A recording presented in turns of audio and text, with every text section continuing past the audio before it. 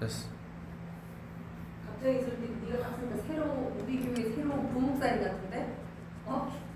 김상희. 상희나. 새로운 부목사님 머리가 아니. 늙으신 부목사님 만든 것 같은데? 이거 뭐 깜짝 놀라겠는데? 됐다. 시간 됐다. 시간 됐대.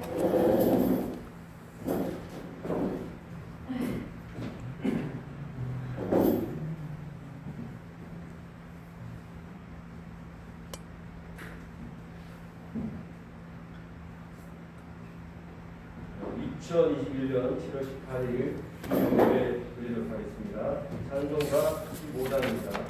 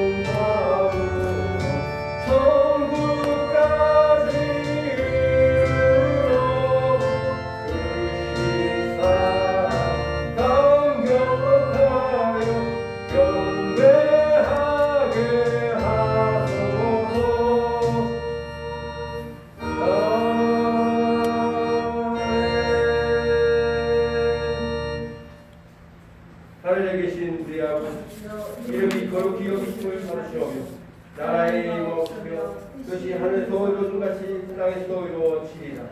오늘날 우리에게 용할 양식을 주옵시고 우리가 우리에게 죄 지은 자를 사하여 준 것 같이 우리의 죄를 사하여 주옵시고 우리를 시험에 들게 하지 마옵시고 다만 악에서 구하옵소서.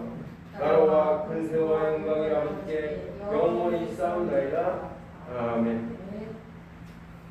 찬송가 309장입니다.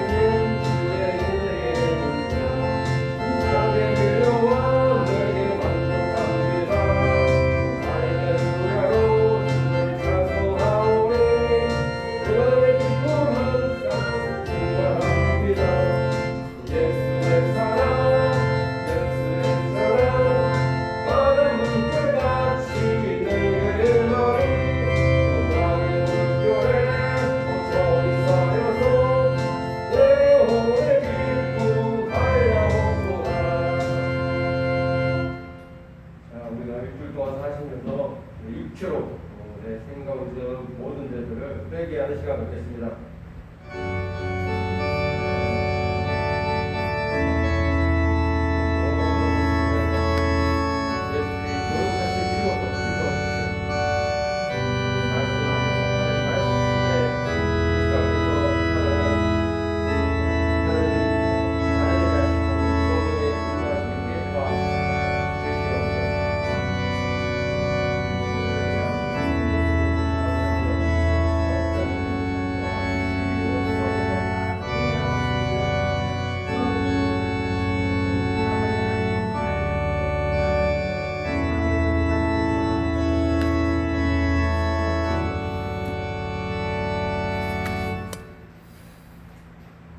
교동문은 8번이 되겠습니다. 함께 교독하도록 하겠습니다. 어리석은 자는 그의 마음에 이르기를 하나님이 없다 하는도다. 그들은 부패하고 부패하고 그 행실이 가증하니 선을 행하는 자가 없도다. 여호와께서 하늘에서 인생을 구워 살피사 지각이 있어 하나님을 찾는 자가 있는가 보려 하신즉 다 지쳐 함께 더러운 자가 되고 선을 행하는 자가 없으니 하나도 없도다. 죄악을 행하는 자는 다 무지하냐. 그들이 떡 먹듯이 내 백성을 먹으면서 여호와를 부르시지 아니하는도다. 그러나 거기서 그들을 두려워하고 두려워하였으니 하나님이 의인의 세대에 계시니로다. 너희가 가난한 자의 계획을 부끄럽게 하나 오직 여호와는 그의 피난처가 되시는도다. 이스라엘의 구원이 시온에서 나오기를 원하는도다. 같이 여호와께서 그의 백성을 포로된 곳에서 돌이키실 때 야곱이 즐거워하고 이스라엘이 기뻐하리로다. 아멘.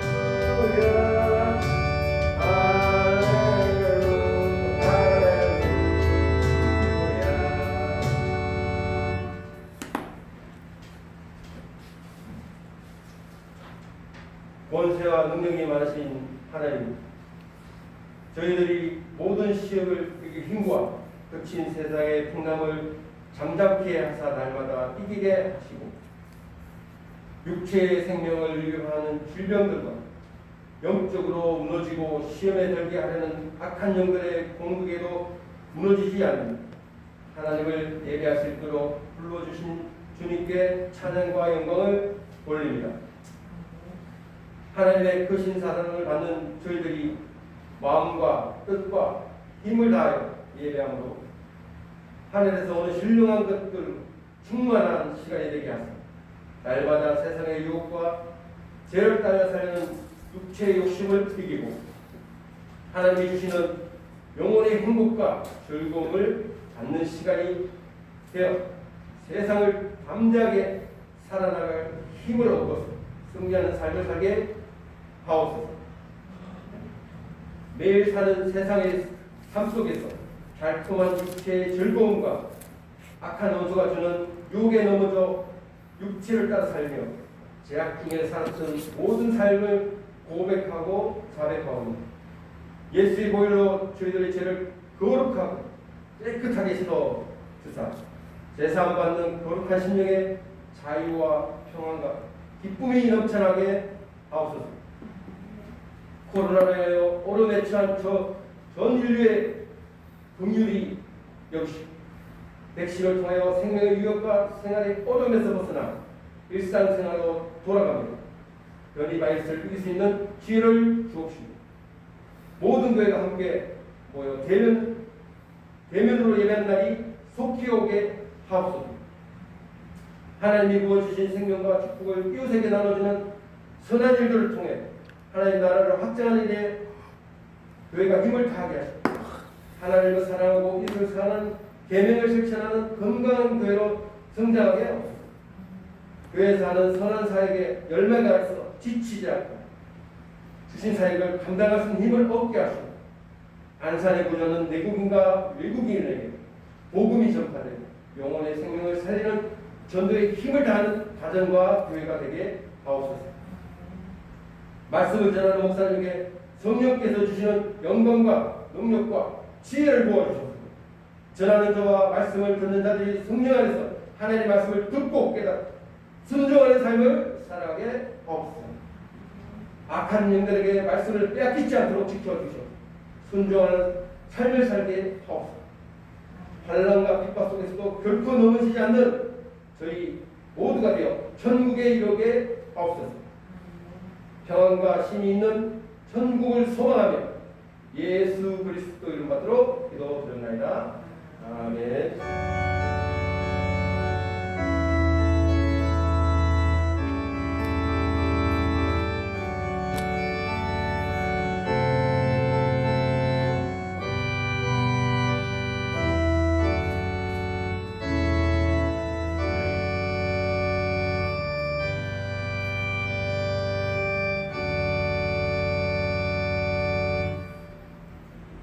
오늘 성경 말씀은 로마서 9장 19절에서 29절까지가 되겠습니다. 로마서 9장 19절에서 29절까지 다 같이 교독하도록 하겠습니다. 혹 내가 내게 말하기를 그러면 하나님이 어찌하여 거물을 하시느냐 누가 그것을 대득하느냐 하리니 이 사람아 내가 누구에게 감히 하나님께 반문하느냐 시험을 받는 물건이 지은자에게 어찌 나를 이같이 감별하느냐 말하겠느냐. 토기장이가 지름 판덩이가 하나는 기 있을 것을 하나는 천 있을 것을 만들 권한이 없느냐. 만일 하나님이 그의 진노를 보이시고 그의 능력을 알게하고자 하사 멸하기로 준비된 진노의 그릇을 오래 참으심으로 강요하시고 또한 영광받기로 예비하신 바 긍휼의 그릇에 대하여 그 영광의 풍성함을 알게 하고자 하실지라도 무슨 말을 하리요. 이 그릇은 우리니 곧 유대인 중에서 호세아의 글에 이르기를 내가 내 백성 아닌 자를 내 백성이라 사랑하지 아니한 자를 사랑한 자라 부르리라. 너희는 내 백성이 아니라 한 그곳에서 그들이 살아계신 하나님의 아들이라 일컬음을 받으리라 함과 같으니라. 또 또 이사야가 이스라엘에 관하여 외치되 이스라엘 자손들의 수가 비록 바다에 모래알 같을지라도 남은 자만 구원을 받으리니 주께서 땅 위에서 그 말씀을 이루고 속히 시행하시리라 하셨느니라. 같이 또한 이사야가 미리 말한바 만일 만군의 주께서 우리에게 씨를 남겨두지 아니하셨더라면 우리가 소돔과 같이 되고 고모라와 같으리로라 그가 같으니라. 아멘. 자, 오늘 말씀을 받기 위해서 예수여 한번 외치시고 합심 기도드리겠습니다. 예수여!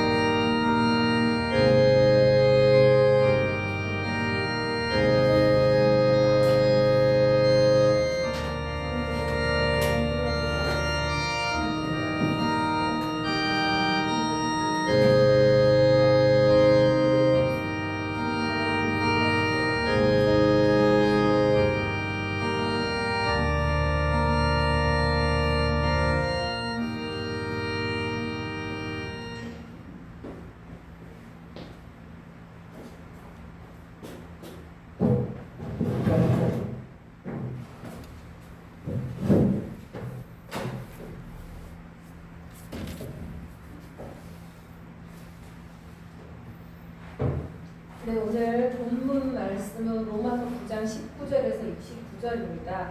오늘 19절에 나오는 본문을 보려면 바울이 앞에 18절까지 무슨 말을 했는지를 알아야 오늘 19절에서 나오는 이 말이 왜 나오는지 알게 될 것입니다. 우리가 앞에 우리가 19장 이전에 18절까지 그 바울이 어떤 내용들을 많이 했냐면 예를 들어서 얘기했어요. 하나님이 어떤 자는 택하여 쓰고 어떤 자는 택하지 않고 그런 그 구약에 있는 예를 많이 얘기하면서 이삭에게 있었던 이스마엘은 택함 받지 못하고 이삭은 택했고 또 이삭의 자녀 중에 사실 장자는 에서지만 에서는 택함 받지 못하고 야곱은 하나님이 택하고 그런 부분들에 대해서 하나님의 주권이다. 주인된 권리다. 주인이기 때문에 그거를 천한 그릇으로 쓸 수도 있고 또 귀한 그릇으로 하나님이 쓸 수 있다. 얘기를 하고 지난주 14절부터 18절에는 대표적으로 누굴 얘기했냐면 모세하고 바로가 나옵니다. 모세는 하나님이 의로운 자로 하나님 귀하게 택해서 쓰고 반대로 악한 자가 있었죠. 이스라엘을 대적했던 원수 바로. 그 이집트의 왕 바로는 하나님이 그를 오래 참고 그냥 징계하지 않고 뒀던 이유는 그를 통해서 그 모세가 계속 자기 백성을 우리 탈출시켜달라고 계속 요구를 해도 바로가 듣지 않죠. 그래서 10가지 재앙들을 통해서 하나님은 바로를 통해서 하나님의 능력을 그 주변 나라에 다 알리고 그 능력, 참된 신이라는 것을 알리는데 악한 도구로 바로를 썼다는 얘기가 9장 1절부터 쭉 나옵니다. 그래서 이제 19절에서는 이제 거기에 대해 그렇게 딱 말하면 반문이 생겨요. 우리도 그래요. 하나님 절대 주권? 내가 만약에 야곱이 아니고 내가 에서였어. 하나님께 택함 못 받은 내가 만약에 에서였다면 이거 좀 불공평하지 않을까?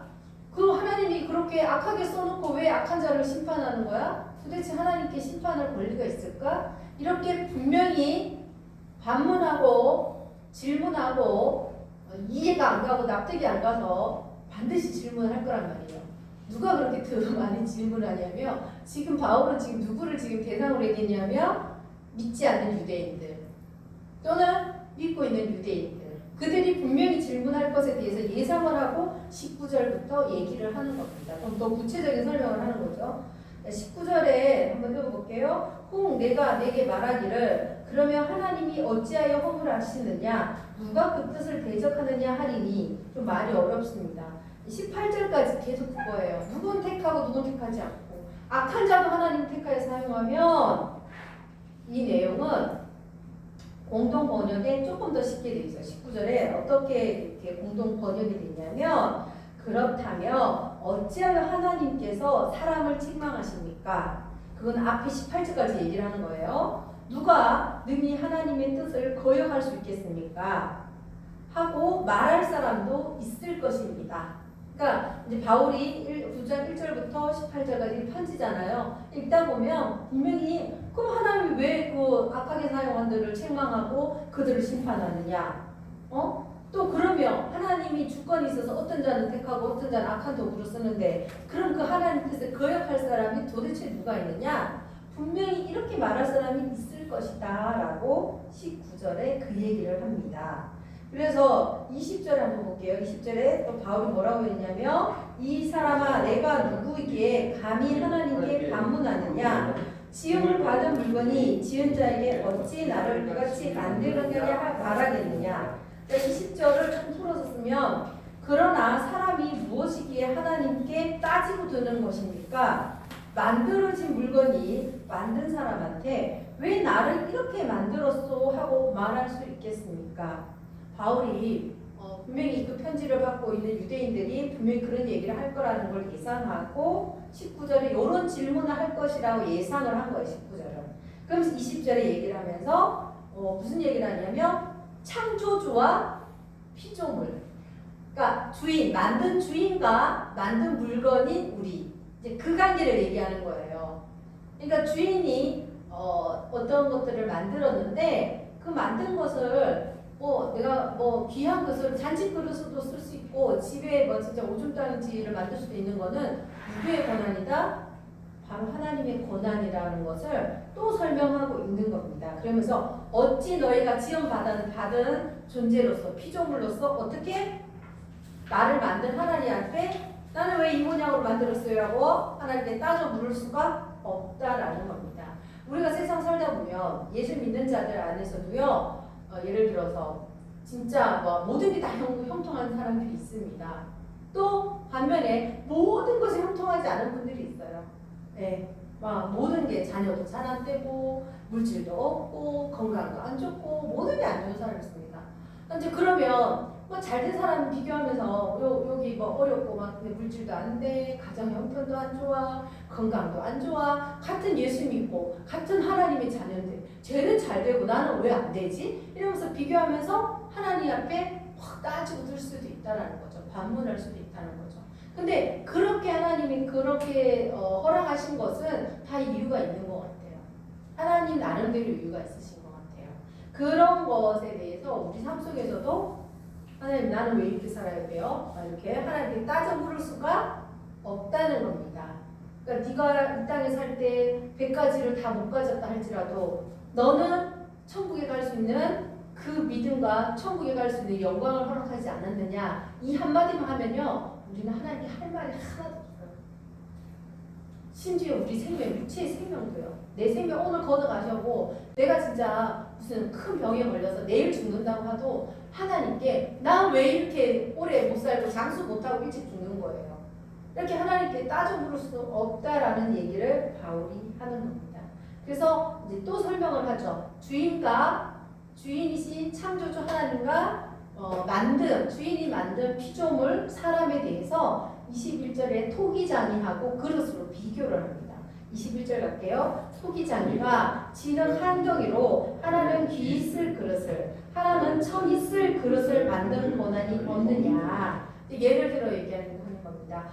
지금 우리나라도 이렇게 옛날 흙으로 많은 그릇들을 만들었죠. 요즘은 플라스틱도 나오고 또 쇠로 되어 있는 그런 그릇도 나오는데 옛날에는 다 진흙으로 만들었어요. 진흙으로 막 만들어갖고 굽고 거기다 그림도 그리고 이렇게 하는 요약도 이렇게 치라고 하는데 그럼 토기장이가 진흙 한 덩이로 가지고 귀하게 쓸 그릇, 귀한 그릇들은 어떤 걸까요? 잔치상에 나가는.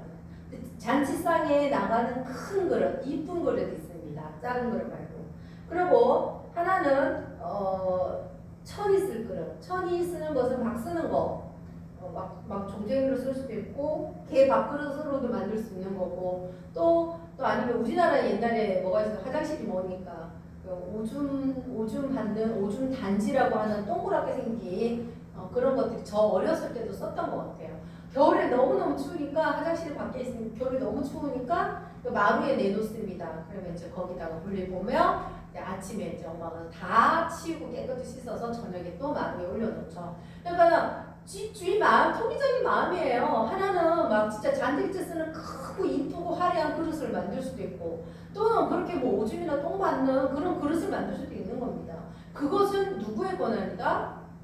그걸 만드는 주인 마음이다. 즉 하나님의 마음이다라고 이제 예를 들어서 설명을 하는 겁니다. 이건 이제 예를 들면 다 이해하겠죠. 말길 못 알아듣는 모든 사람들이. 22절 가겠습니다. 만일 하나님이 그의 진노를 보이시고 그의 능력을 알고자 하사 멸하기로 준비된 진노의 그릇을 오래 참으심으로 간영하시고, 자 22절은 어떤 얘기냐면 하나님이 진노를 보이기 위해서 그 어떤 그 면하기로 준비된 진노의 그릇 앞에 누구를 보면 알 수 있냐면요, 바라보는 진노의 그릇입니다. 근데 그 진노의 그릇을 통해서 하나님의 능력을 나타내려고 어떻게 해요? 바로를 일찍 죽이지 않습니다. 모세가 그 이스라엘 백성들을 끌어낼 때까지 바로가 악하고 나쁜 짓 엄청 많이 했겠죠. 당시에 이집트에. 자기가 하나님처럼 살았으니까. 근데 그를 하나님이 바로 막 생명을 걷어가거나 또 뭐 질병이 들어서 그를 징계하시지 않고 오래 참고 기다립니다. 왜요? 그를 통해서 하나님의 능력을 온전히 나타내는 악한 도구로 쓰시려고. 그 악한 도구를 통해서 바로가 마음이 완악했죠. 10번이나 변개했잖아요. 그렇게 많은 재앙을 보고도 돌아서면 안 보낸다고 그러고, 또 자기가 힘들면 알았다고 그랬다가 말을 계속 바꾸죠. 말 바꾸기 10번 합니다. 그걸 통해서 10번의 재앙과 그거를 또 중지하는 그걸 보면서 야, 신은 이런 신은 없다. 전 세계에 어떤 신도 여호와라고 하는 신과 같은 분이 없다라는 거를 이집트 사람뿐 아니라 그 주변 사람이 다 알게 됩니다.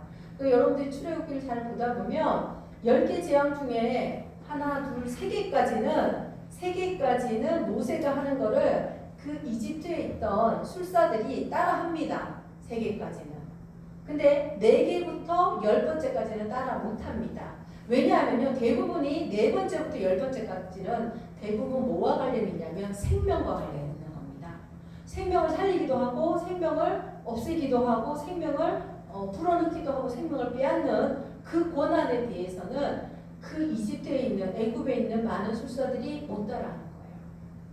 그래서 맨 처음에 재앙 하나, 둘, 3개, 그럼 뭐 물로 피를 바꾸는 거, 그 다음에 먼지로 갖고 이 만들고 하는 거, 그런 개구리도 이런 것들은 그 이집트에 있는 술사들도 했기 때문에 바로가 눈 깜짝도 안 해요. 모세, 아이고 그 정도는 우리 밑에 신하들, 그 술사들 조금 점쟁이들 같이 생긴 애들이 다 할 수 있거든, 뭐 이러면서 되게 무시합니다. 근데 4번째, 5번째 이제 이런 거 하면서 할 수 없는 거죠. 막 우박막 내리고, 그 다음에 막판에 이제 어떻게 합니까? 마지막에 장자, 사람의 생명을 취하죠.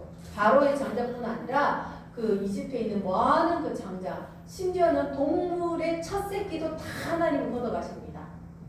이제 그런 것들을 통해서 그 여호와라고 하나님은 사람의 생명을 취하기도 하고 사람의 생명을 주는 분이기도 하는구나라는 것을 하나님의 능력을 제대로 나타냈던 케이스가 있었죠. 근데 대부분 보면 바로도 그렇고요. 그 야곱의 형 에서도 그렇고요. 성격들이 좀 완고합니다. 이렇게 순조롭지 않고 완고합니다. 그러다 보니까 그런 속성들 때문에 하나님 앞에 선택받지 못하고 택함받지 못하고 버림당하는 그런 성격들. 그런데 그런 성격들이 또 자기가 그런 것들을 선택해서 가는 거기 때문에 하나님은 잘 아시는 것 같아요. 왜냐하면 그 사람의 미래를 아시니까. 미래에 그가 어떤 결정을 하고 자기 의지를 세워서 어떻게 흘러갈 걸 아시기 때문입니다. 자, 23절 볼게요. 또한 영광받기로 예비하신 바 긍휼의 그릇에 대하여 그 영광의 풍성함을 알게 하고자 하셨을지라도 무슨 말을 하겠느냐. 영광 받기로 예비한 긍휼의 그릇. 이거는 예수를 믿는 자 또는 하나님께 택함 받은 자들을 얘기를 합니다. 그래서 하나님께서 불러주신 많은 그 하나님이 긍휼히 여기고 자비를 여겨서 택함 받은 자, 구원에 인도받은 자들, 그들이 받을 그들을 통해서 하나님이 받을 영광, 그 영광이 얼마나 풍성한지 하나님이 보여주시려는 것이다. 그리고 이 자비의 그릇은 후에 영광을 주시려고 하나님께서 미리 만드신 것이다. 우리는 하나님의 영광도 드러내지만 또한 우리가 천국에서 하나님이 우리를 영광받게 하실 거라는 겁니다. 그래서 여기서 긍휼의 그릇은 택함 받은 자, 또 구원에 이른 유대인뿐 아니라 이방인 모두 포함하는 것을 얘기하시는 겁니다.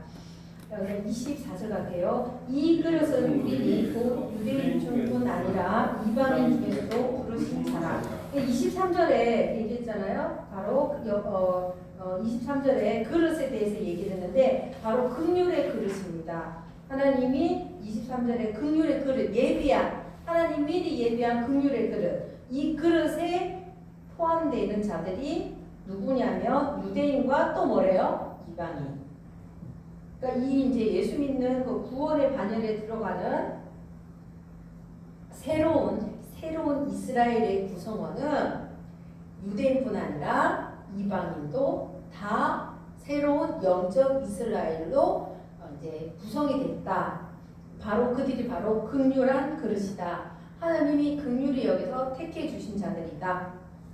라고 바울이 얘기를 합니다. 근데 바울은 이걸로 끝나지 않아요. 바울은 이제 대부분 성경 저자들은요 그냥 자기 말을 주장하지 않아요.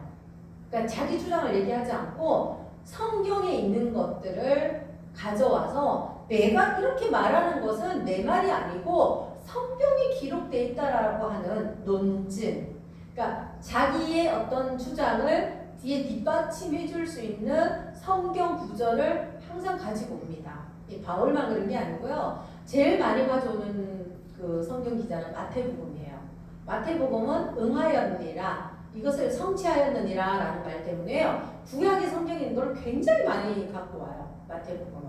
그래서 예수님이 이랬던 거 다 이게 구약에 있는 것들이야. 그러니까 바울도 그래서 오늘 그 얘기하는 겁니다. 바울도 이렇게 이방인들을 하나님이 긍휼히 여기시는 데는 이유가 있다. 그리고 그러한 것을 성경에 있다. 구약 성경에 있다라는 거를 유대인들한테 제시하지 않는 이상은요. 유대인들은 바울의 말에 공감하지 않습니다. 그 사람들은. 그래서 7장 25절에 호세아 글을 인용을 하죠. 25절 갈게요. 호세아 글에도 이르기를 내가 내 백성 아닌 자를 내 백성이라 사랑하지 아니한 자를 사랑한 자라 부르리라. 자, 그럼 호세아 2장 23절에 있는 말씀인데 여기에 그러면 구약 문맥을 가볼게요. 구약에서는 호세아 2장 23절에 왜 이 말씀을 하셨냐면요. 이 호세아는 당시 이스라엘이 남유다와 북이스라엘 두 나라로 나눠졌던 시대입니다. 그래서 이 북왕국이 북쪽에 있는 이스라엘이 다들 우상 숭배하고 하나님을 떠났죠. 그래서 호세아 2장에 뭐라고 되냐면 북왕국 하나님 앞에 우상 숭배에서 심히 타락한 이스라엘에 대한 예언으로 거기에 뭐라고 하냐면 로루하마 긍휼히 여김을 받지 못한 자하고 로암미 내 백성이 아니다. 그러니까 내 백성도 아니고 긍휼히 여김 받지 못하는 자가 누구냐면 북이스라엘입니다. 그런데 호세아는 뭐라고 얘기하냐면 하나님께서 여호와의 날에 북이스라엘과 완전한 관계 회복을 약속하십니다. 그래서 여기 원래 구약 호세아 2장 23절에는 긍휼히 여김 받지 못하던 자가 누구냐면 북이스라엘 사람들입니다. 근데 하나님이 그들을 긍휼히 여기고 내 백성 아니었던 자, 왜냐하면 하나님의 말씀대로 살지 않고 우상 숭배하였던 유대인들, 북이스라엘 사람들 얘기합니다.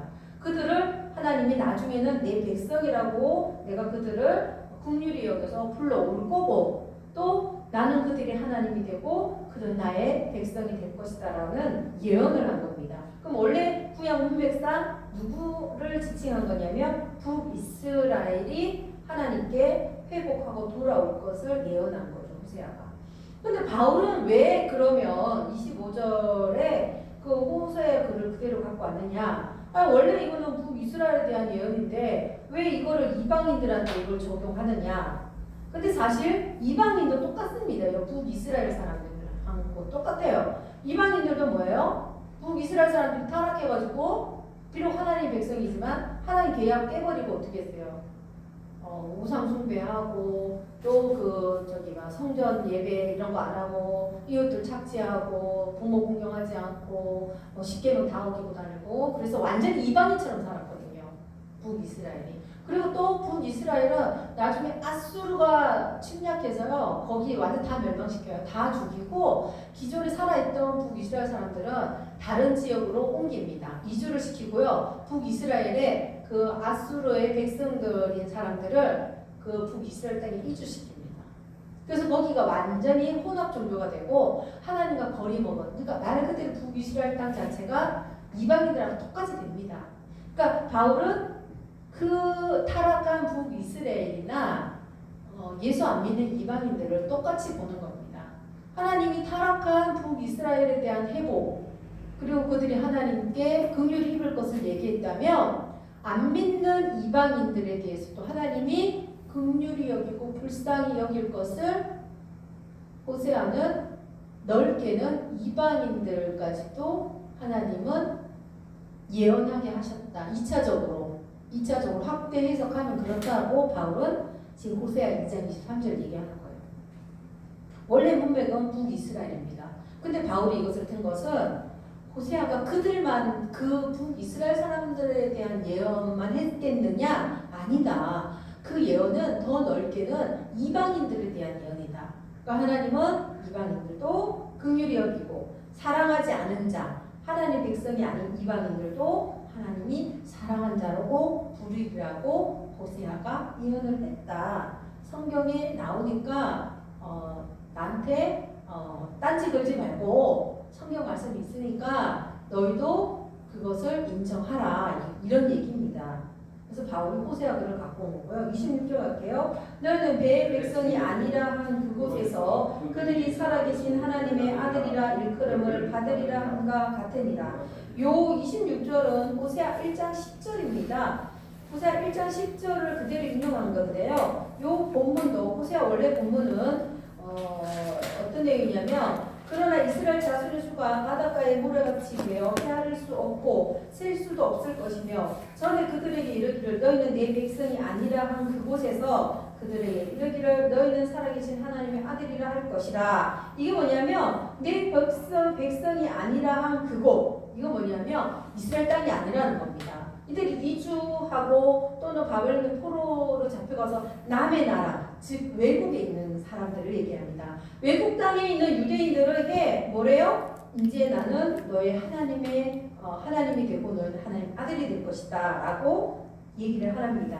이제 구약 본문이 범죄한 이스라엘의 회복과 앞으로 번성을 얘기하는 겁니다. 여기 보면 이스라엘 자손의 숫자가 바닷가 모래같이 되고 이거는 이스라엘이 하나님과 회복하고 관계하면서 그들의 숫자가 많이 되고 번성할 것을 얘기한 겁니다.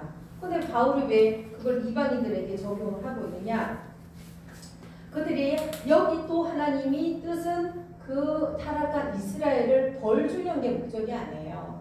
바울이 얘기하는 것은 앞에도 타락한 북이스라엘을 긍휼히 여겨서 앞으로 돌아오게 하신다는 하나님의 긍휼한 속성 그리고 또 호세아 1장 10절에도 그들이 하나님께 회복하고 돌아와서 그들의 자손이 번성할 것을 예언하는 것도 하나님의 속성입니다.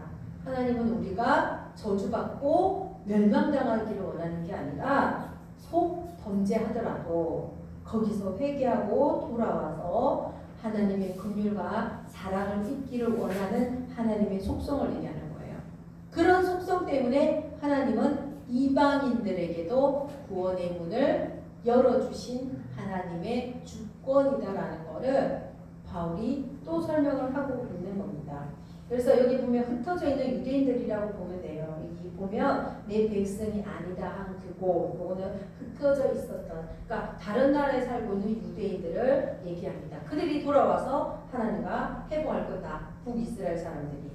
그런 본문 말씀입니다. 그런데 바울이 이제 호세아만 설명하지 않죠. 이사야에 있는 예언의 말씀도 바울은 또 들어서 설명합니다. 27절 할게요. 또 이사야가 이스라엘에 관하여 외치되 이스라엘 자손들의 수가 비록 바다의 물에 같을지라도 남은 자만 구원받으리라.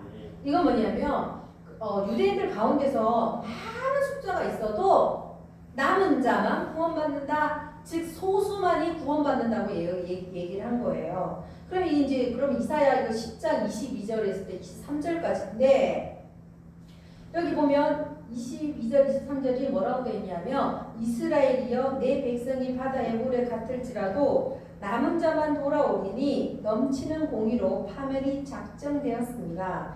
이미 작전된 파멸은 주 만군의 여호와께서 온 세계 중에서 끝까지 행하시리라 라는 말씀인데요. 이거는 이 본문 이사야 본문의 문맥은 북왕국 이스라엘에 대한 아수르의 침략에 관한 예언입니다. 그들이 와서 어떻게 합니까? 다 죽이고 그 중에 몇 명만 남은 자만 구원받을 것이다. 아수르 침략 이후로 다 다른 나라로 다 이주했고 또 유다도 유다 땅 남유다도 뭡니까? 바벨론 침략으로 해서 어떻게 돼요? 크게 숫자가 줄죠. 그리고 그들이 어디로 가요? 바벨론 포로로 생활을 하죠. 그들이 하나님의 연단을 또 그들이 죄 지은 것을 다 지은 것만큼 남의 나라에서 고생을 하죠. 하나님 섬기지 못하고. 그러면서 연단받고 훈련받아서 어떻게 된다고요? 소수만 다시 돌아올 것이다라고 이사야가 예언을 한 거예요. 이런 역사적 사실을 바울이 들어서 얘기하면서 외형적 이스라엘의 몰락 그리고 새로운 영적 이스라엘 출현을 가능케 하는 것은 출현하게 하는 그 하나님의 심판을 강조하는 겁니다. 그래서 우리는 본문 이사야에서도 뭐냐면 무슨 얘기냐면 북이스라엘이 뭐예요? 많은 자들이 있다. 그러니까 유대인이 자꾸 혈통에 매이잖아요. 나 왜 이래? 나 유대인이야. 나 왜 이래? 아브라함의 자손이야. 난 이래봬도 모세가 그 하나님께 받은 율법을 지키는 자야. 그러면서 자기 혈통을 너무 강조하니까 바울이 이게 뭐라고 얘기하냐면 그렇게 혈통을 강조하면 뭐하냐. 압수로 침략할 때 북이스라엘에서 몇 명이나 거기서 구원받았냐. 그러니까 마찬가지로 남유다가 멸망해서 그들이 죽고 바벨론 잡혀갈 때 몇 명이나 그들이 구원받았냐. 그리고 다시 자기 땅으로 돌아왔을 때 얼마나 그들이 몇 명이나 돌아왔느냐. 그 얘기를 하는 거예요. 아브라함의 혈통이라고 다 또 모세의 율법을 받은 이스라엘 핏줄을 가졌다고 해서 다 구원받는 게 아니다. 라는 것을 얘기하는 거예요. 그럼 28절 갈게요. 주께서 땅 위에서 그 말씀을 이루고 속히 시행하시리라 하셨느니라. 28절은 이사야 10장 23절에 대한 그거를 압축해서 인용했어요. 압축해서 인용했는데 말씀에 라고 있잖아요. 남은 자의 구원이 남은 자의 27절에 있던 남은 자의 구원이 하나님의 말씀에 의해 성취된다. 그리고 하나님의 말씀은 결코 변하지 않을 거고 가능한 빨리 이루어질 것이다 라는 내용을 28절에 설명하는 겁니다.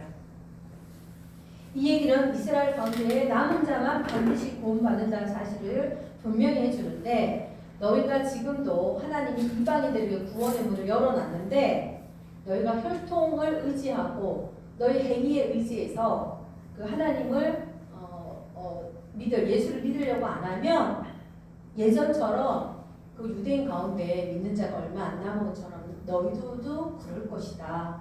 구약의 예를 봐라. 너희도 그럴 것이다.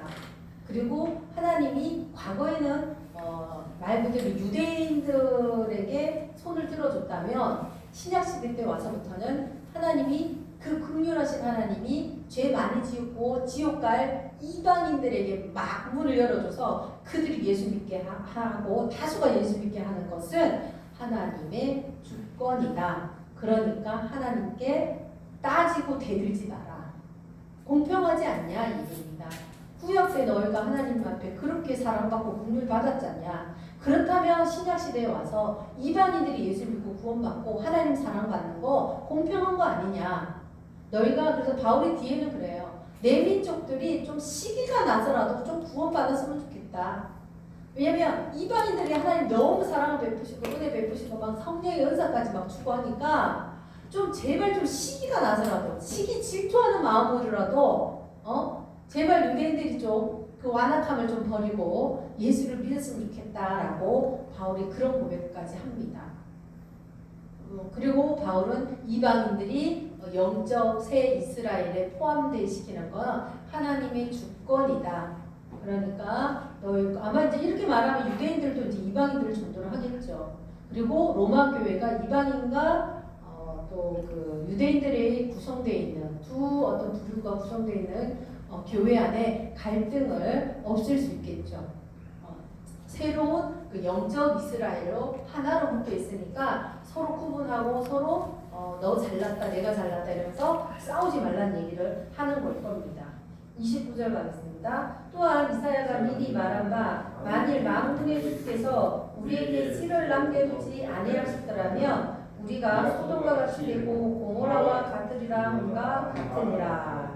여기 보면 이 본문은 이사야 1장 9절을 인용했습니다. 근데 여기서 그 글자 문자 그대로 인용하지 않고요. 바꾼 게 있어요. 바꾼 글자가 있어요. 바꾼 글자가 일단은 1장 9절에 뭐라고 되어 있냐면 만군의 여호와께서 우리를 위하여 생존자를 조금 남겨두지 아니하셨더라면 우리가 소돔과 같고 고모라와 같을 것이다 라고 얘기를 합니다. 이게 뭐냐면 하나님의 심판 안에서 그때도 아마 아수르의 심판 북이스라엘 또 남유다 이렇게 하나님이 징계할 때 그들에게 남은 자 여기서 씨라는 것은 29절에 우리에게 씨를 남겨두지 아니한 거 이거는 앞에 27절에 남은 자입니다. 유대인들 중에 남은 자 있잖아요. 그 심판 가운데 살아남은 자 그거를 여기서는 29절에는 씨라고 표현을 하면서 남은 자가 구원받게 하나님이 허락하고 긍휼히 여기지 않았다면 우리는 소돔과 고모라처럼 다 멸망해서 남은 자가 하나도 없을 것이다 이런 말을 하고 있는 겁니다. 그래서 여기 보면 남은 자가 하나님의 철저한 멸망의 진동 가운데서도 보존되는 존재라는 것을 강조를 하는 거죠. 그래서 많은 수의 이스라엘 가운데서 제한된 일부 사람들만 구원을 받는다는 걸 강조합니다. 그러니까 너희가 심판 가운데서도 하나님의 백성이라고 하는 유대인들도 혈통이 아브라함의 혈통인데도 불구하고 하나님이 심판할 때 다 구원한 게 아니다. 하나님이 남은 자만 구원한 것처럼 너희가 빨리 나의 민족 유대인들은 이때가 기회다.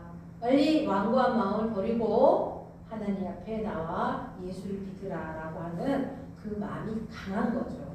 그래서 하나님이 이렇게 이방인들을 구원받게 문을 열어놓은 것에 대해서 아무도 인간이 거기에 대해서 하나님 앞에 따지거나 왜 하나님 그렇게 하십니까? 유대인들이 왜 이방인들 저 맨날 제 식구 다니면서 율법 하나도 안 지키고 말 그대로 개떡같이 살고 있는 저 이방인들 왜 예수 믿게 하는 거야? 왜 쟤네들 하나님 사랑받고 하나님 백성이 되게 하는 거야?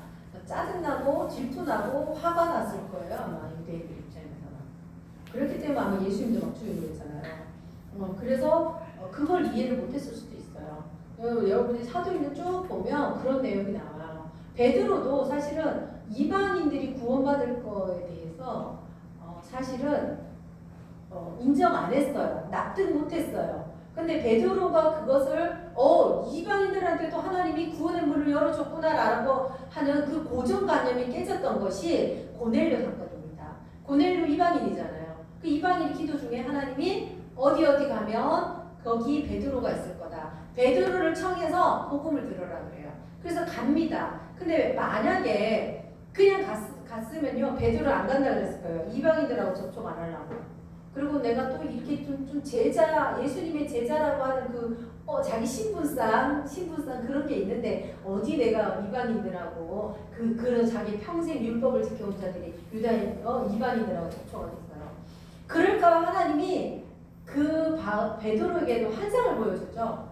내가 보자기에 막 그 불의한 짐승들, 먹으면 안 되는 짐승들이 막 있어요. 돼지도 있고 막 보자기가 막 내려왔는데, 하나님이 야 베드로야 이거 먹어 그렇게 말을 하죠. 환상에. 그러니까 베드로 저 못 먹습니다. 율법에 이런 그 동물들은 부정해서 먹지 말라고 했기 때문에 절대 먹을 수가 없습니다. 그걸 몇 번 하냐면요, 3번 합니다.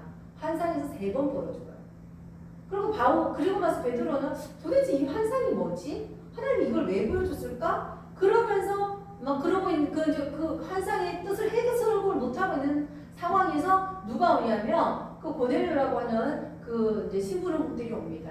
와서 하나님이 고넬료한테 나타나서 그 베드로라는 사람을 데리고 와서 복음을 들을 수 있게 해달라고 했다. 그래서 베드로가 그 환상이 그거구나. 이방인들하고 접촉하라는 거죠. 이방인들 내가 깨끗하게 했으니까, 거룩하게 했으니까 그들과 함께 가라. 이제 그래서 베드로는 그 환상을 아마 안 봤으면 안 갔다고 우겼을 것 같아요. 그러면 이제 아마 이방인들 복음이 전파가 안 됐겠죠. 어쨌든 그렇게 해서 성령께서 이방인과 베드로, 유대인 베드로가 이방인들을 대해서 그 고정관념을 확 깨는 사건이 있는 거죠. 그래서 그들이 가서 복음을 막 말씀을 전하니까, 베드로가 막 예수에 대해서 막 말씀을 전하니까 그 고넬료 친인척 확 많이 모였던 사람들이 말씀을 듣는 중에 막 성령이 임하는 거예요. 성령이 임하면서 그들이 막 우리가 옛날에 처음 성령 받아서 방언기도하고 막 그랬던 것처럼 그들도 똑같이 받더라. 성령을 받고 그들이 그 변화되는 모습이 우리하고 똑같더라. 그러면서 베드로가 이게 하나님이 내가 거룩하다가 내가 깨끗하게 한 것을 네가 더럽다 부정하다 하지 말라고 하신 환상이 이거구나. 그렇게 하여서 사도행전을 보면 이방인들한테 막 복음을 전하기 시작합니다. 그러면 이제 그런 관계가 계속 이제 문제가 생겼던 거죠. 율법을 어디까지 지키게 할 건가? 이방인들을 다시 할례를 줄 것인가 말 것인가? 많은 고민을 하는 것이 이제 사도행전을 보면 예루살렘 회의를 통해서 그거를 결정하고 유대인들과 이방인들이 예수 안에서 하나 되어가는 그런 어떤 작업들이 보이는 거죠. 지금 바울도 그 얘기하는 겁니다.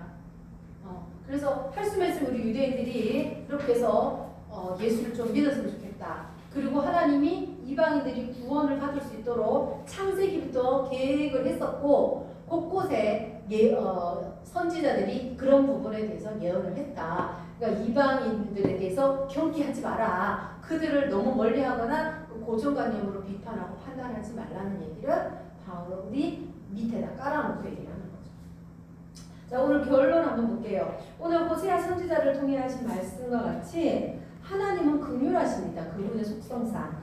우리는 사실 이방인들은 유대인들 가운데서도 또 우상 숭배자들이 있었기 때문에 어쨌든 우린 죄 때문에요. 하나님과 원수였던 자들입니다. 말 그대로 100% 다 전 인류는 다 지옥행입니다. 근데 그 중에 어떤 자는 구원받고 어떤 자는 구원 못 받는다고 하나님께 따질 수가 없다라는 겁니다. 그 안에 다 100% 다 지옥 갈 자 중에 하나님이 불쌍히 여겨서 예수 믿을 기회를 주고 그 중에 한 10% 되는 자들이 천국에 간신히 들어갈 수 있다면 들어가는 자들은 구원받은 자는 하나님께 감사해야 되는 거죠. 저도 처음에 예수 믿었을 때 막 그랬어요.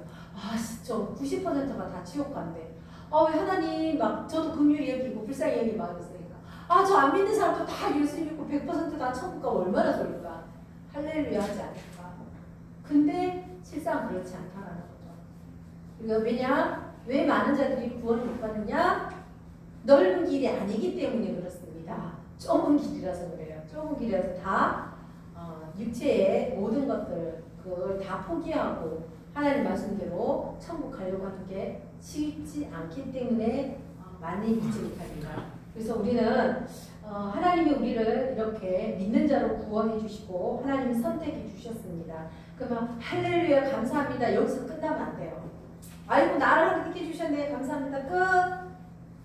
찬양하고 끝이 아니고요. 하나님 나를 택해 줬어요. 나를 그렇게 긍휼히 여겨 살아가셔서 예수 믿게 했어요. 그러면 나는 어떻게 해야 되냐면 그럼 나는 하나님 나는 무엇을 할까요? 내가 하나님을 위해서 할 수 있는 것이 무엇일까요?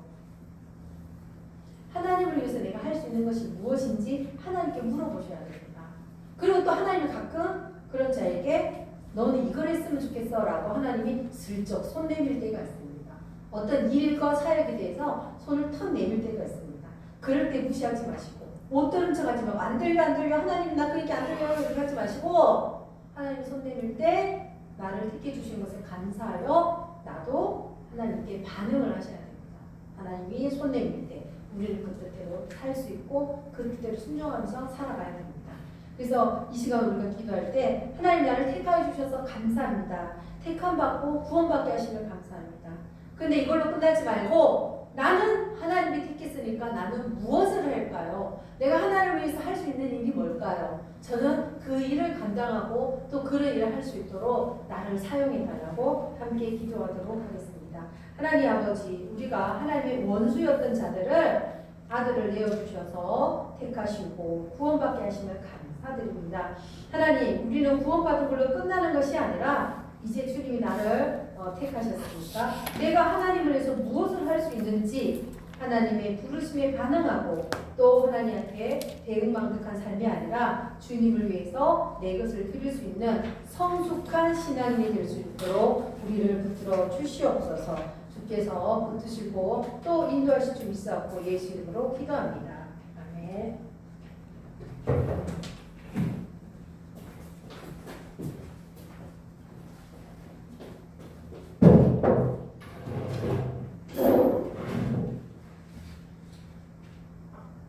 찬송가 430장입니다.